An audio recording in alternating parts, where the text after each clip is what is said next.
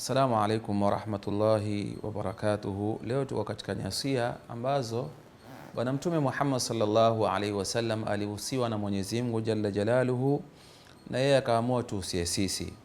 Mwenyewe asema ausani rabbi bisab'in usikum biha. Mwenyezi Mungu alinihusia kwa mambo saba na mimi nawahusieni hayo mambo saba. Moja katika ambalo alihusiwa na Mwenyezi Mungu na yeye akaamua tuhusie sisi, ausani bil ikhlasi fi sirri wal alaniyah. Mwenyezi Mungu amenihusia niwe na ikhlasi katika mambo yangu ya siri na ya wazi. Mambo ya siri na ya wazi. Ikhlasi ni mambo yote kumtegemezea Allah. Ufanye kwa ajili ya Allah. Useme kwa ajili ya Allah. Siku zote unapofanya kwa ajili ya Allah, Mwenyezi Mungu jalla jalalu amali yako ndiyo anaikubali.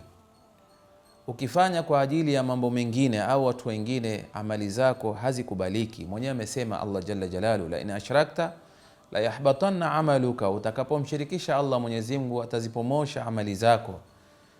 Ndipo pale utapata wale ambao kwamba watakwenda kufilisika na kukhasirika ni wale ambao wanafanya mambo kwa kumshirikisha Allah.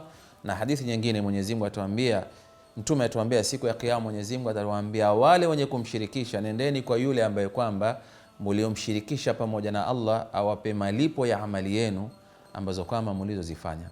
Kwa hivyo Mtume atuambia mambo yetu yote ya siri na ya wazi tuwe ni wenye kufanyia kwa ikhlasi, kwa sababu jambo lenye kubalika kwa Allah ni ikhlasi.